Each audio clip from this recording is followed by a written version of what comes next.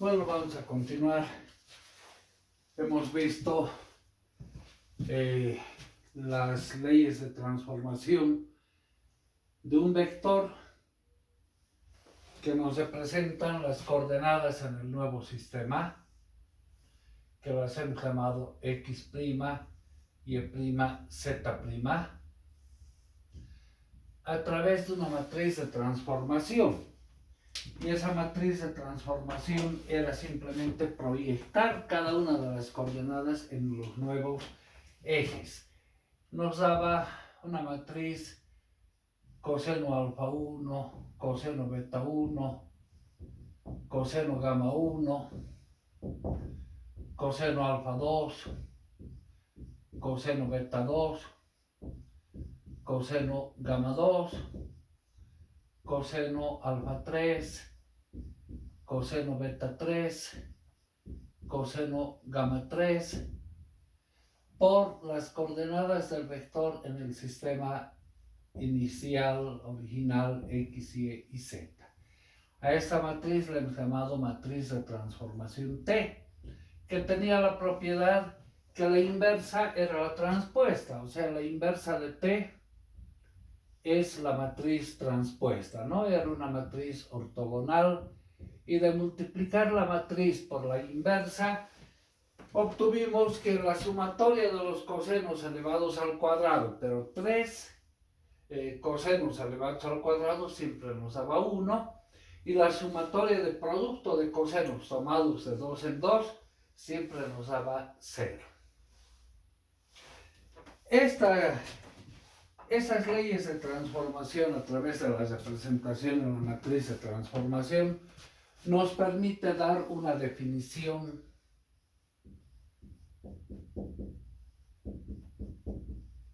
analítica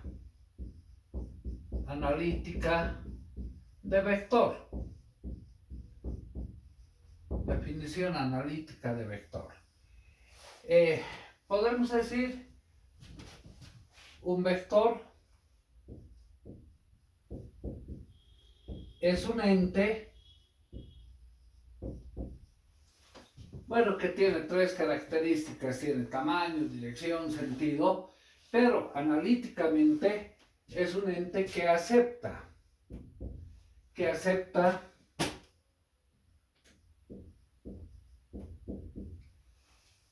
la notación de transformación de coordenadas, es decir, que acepta que la representación de sus coordenadas x', y', z' sea representado por una matriz de transformación T por las coordenadas del vector en el sistema inicial x, y z. Un ente que acepta esta representación se denomina un vector analíticamente. Las operaciones que se ven con vectores, si tomamos, por ejemplo, acá tenemos el vector OP. Si tomamos dos vectores, sea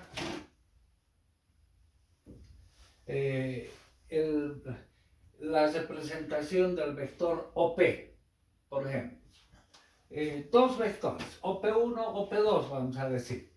El primer vector que tenga coordenadas x1', y1', z1', igual a través de la matriz de transformación T por las coordenadas del vector x1, y1, z1. Esto nos representa un vector OP. Y tomemos un segundo vector, un vector OP1, llamaremos a este un vector OP2. Las coordenadas del vector OP2, también definidas analíticamente, podemos representar x2', y2', z2' en el nuevo sistema. A través de la matriz de transformación T, como es los dos vectores en este nuevo sistema, aquí adicionaríamos al vector OP2, la misma relación de transformación, entonces la misma matriz de transformación por las coordenadas del vector x2, y2, z2 en el sistema inicial. Eso nos representa la representación analítica de un vector OP2. Bien, por ejemplo, ¿cómo haríamos la suma de estos dos vectores? Ahora vamos a ver el álgebra matricial simplemente, ¿no? La suma del vector OP1 más el vector OP2. Bueno, sumamos los primeros miembros, que son dos matrices. Suma de matrices, x1' más x2', x1' más x2', y1' más y2', y así sucesivamente, y1' más y2', y finalmente z1' más z2'. En el segundo miembro ponemos en evidencia la matriz T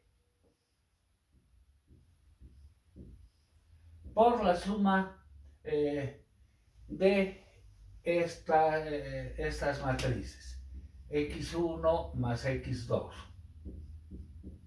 y1 más y2, y así sucesivamente, z1 más z2.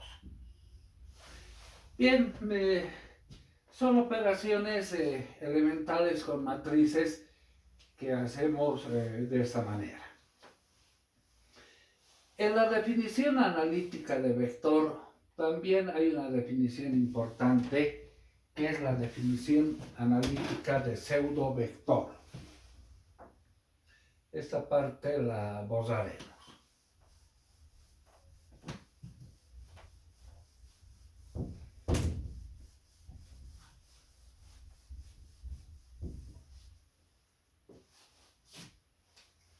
Definición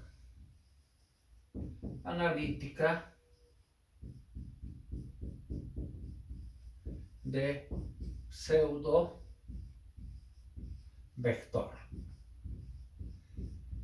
Bueno, ¿qué quiere decir pseudo? La palabra pseudo significa casi. Aquí no podemos interpretar casi un vector. O es vector o no es vector. Vamos a ver un ejemplo. Entonces, analíticamente se define un pseudovector si acepta la definición analítica de vector, pero no interesa la dirección del vector. Es decir, un pseudovector es x', y', z', y afectamos el segundo miembro por el determinante de la matriz T. El determinante de una matriz ortogonal, habíamos visto, el determinante de una matriz ortogonal es más o menos 1. O sea, puede ser más 1 o menos 1, cambiando la dirección simplemente, ¿no? Por la representación matricial T y por las coordenadas del vector x, y z. Un ejemplo de esto, de un pseudovector, es el producto vectorial de vectores.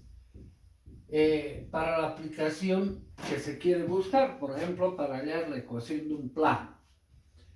Para la ecuación de un plano necesitamos dos vectores que sean perpendiculares entre sí. Recordemos un poquito de cálculo 2. Acá tenemos un vector A, un vector B. Queremos hallar la ecuación del plano que forman o que generan esos dos vectores. Para eso necesitamos un vector perpendicular al plano Este vector perpendicular al plano es precisamente el producto vectorial de vectores, un vector perpendicular al plano. Y un vector que se encuentre sobre el plano. Tomaremos un vector L. Entonces la ecuación del plano sale precisamente del producto escalar de estos dos vectores. La ecuación del plano es el producto combinado del vector L, producto escalar A, vectorial B. Como estos dos vectores son perpendiculares entre sí, su producto escalar es cero. Es decir, para la ecuación de un plano necesitamos dos vectores que sean perpendiculares entre sí, su producto escalar nos da cero. ¿Qué sucede si en vez de tomar A vectorial B, tomamos B vectorial A?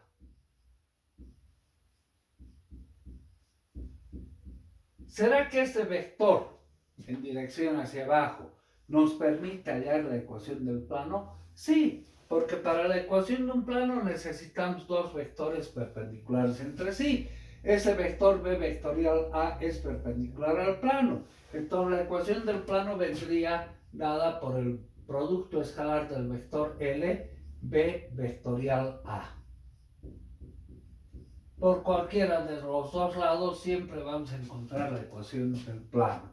Entonces el producto vectorial de vectores para la aplicación que estamos buscando, como en este caso, hallar la ecuación de un plano, no interesa si es arriba o hacia abajo, nos permite hallar la ecuación de un plano. Eso se entiende como un pseudo vector, o sea, casi un vector vendría a ser su traducción, pero en verdad es un vector. Un pseudo vector es un vector en el cual no interesa la dirección, si es arriba o abajo. Algo que vamos a usar también bastante es una función escalar. Entonces, definición analítica de función escalar.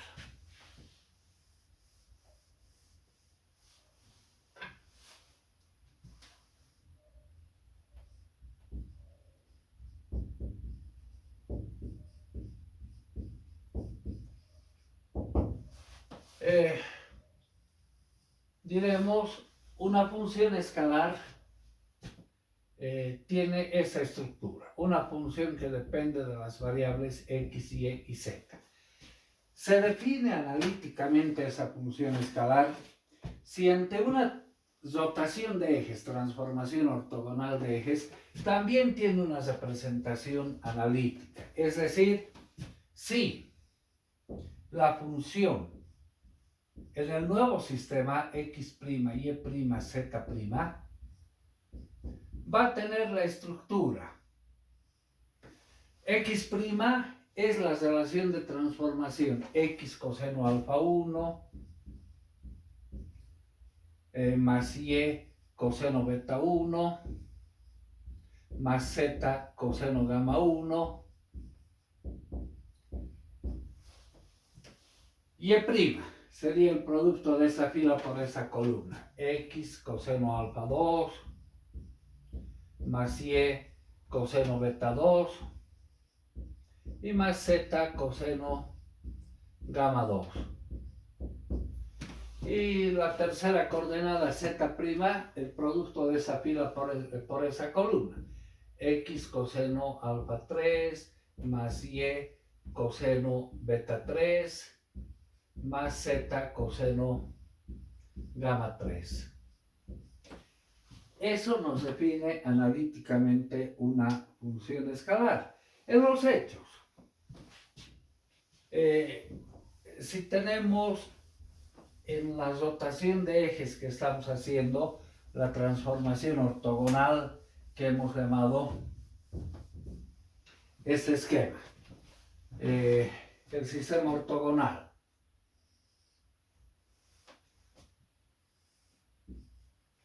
X, y z. el nuevo sistema, es decir, haciendo la rotación, x', y',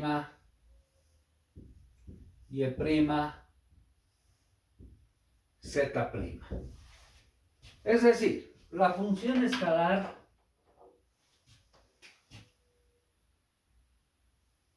por ejemplo, que sea esa. Esta función escalar tiene una representación f de x, y, z en el sistema x, y, y z.